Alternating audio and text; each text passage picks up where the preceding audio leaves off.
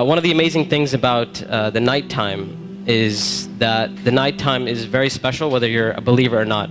One of the things that psychologists often discuss is that nights are usually considered a spiritual time. So they talk about how usually people are more willing to share and they're usually more in touch with their feelings and their emotions at night. And this is why you see when people go out on dates and stuff like that, when do they usually go out? During the day or at night? So people are more likely to be in touch with their spiritual side and their feelings and their emotions. And what Islam does is that it takes advantage of this time. So while other people are busy doing other things, a believer takes that spiritual time and they take that emotional time and they devote it to their Lord. And one of the things that the scholars often talk about is that the night is a testimony of a person's love. So whatever a person loves, you'll see that they'll usually devote their night to that. So if a person's only concern in life is to have fun and party and maximize pleasure, they'll spend their night trying to do that. If a person's concern is their afterlife and their love for Allah, then they'll spend their night in concern about their akhirah. And they'll spend their night devoted to Allah Azza wa Jal. As Allah Azza wa said, وَالَّذِينَ آمَنُوا أَشَدُّ حُبًّا لِلَّهِ. That those who believe, they're stronger in their love for Allah Azza wa Jal. It's no secret, it's no surprise that our ummah today, our nation today, is not doing too well. And I hate to be negative, I hate to be negative about issues, but this is just a reality. And the point isn't for us to become depressed and say we're a goner and there's nothing we can do. The point is, how do we bring ourselves out of this situation, and how do we become like the companions radiallahu ta'ala anhum?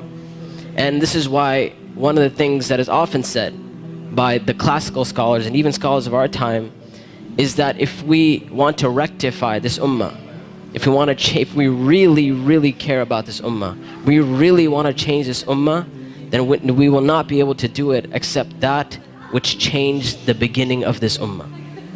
Meaning, if we really care, we really want the ummah to progress. Now we're Muslims living in the West and we care about Muslims in America, and we really want Muslims to be in a better state, then we have to look at the sunnah of the Prophet ﷺ and how the companions did it. And it is in that we're going to find our ummah come to life. And the thing about the companions, like I mentioned, is that what they had and what is missing from our time is that attribute of going above and beyond the bare minimum. Ibn Abbas radiallahu ta'ala anhuma, he says about the companions, he said, I did not see a single companion. He said, I did not see a single companion except that they would take something from the night. Meaning they would pray some type of qiyam al-layl. And one of the most oft questions I get from young people is, you know what, my iman is just not doing too well. Like, I have a dip in my iman and I just don't feel it anymore. Or a lot of times people who start practicing Islam, they'll have this iman high and they're doing really, really well, and then a time will come where they'll be like, it just doesn't feel the same anymore. Or a lot of times reverts and converts will say, when I first became Muslim, it was the most amazing experience of my life, and I want that back. I want that experience back. And one of the first questions I ask these people is, how is your connection with Allah? How is your qiyam al-layl? When was the last time you got up in the middle of the night or in the last third of the night to pray to your Lord? And if the answer usually is, well, I don't really do that. I just try to do my 5 daily prayers. I'm just happy if I can get that in. And I tell them, I say, listen, if you're cutting off your connection with Allah, how are you going to get better? You can't expect your iman to just get fixed all of a sudden on its own. It's not going to happen. You have to take steps for you to become a better Muslim. You have to take steps to reach that level of iman. When it comes to qiyam al-layl, one of the advices I often give, and I give this advice because this was the advice given to me by my teachers, is if you want to pray qiyam al-layl, all you have to do is just try it. And I'm not talking about spending a third of the night praying or half of the night praying. I'm saying get up 10 minutes before Fajr.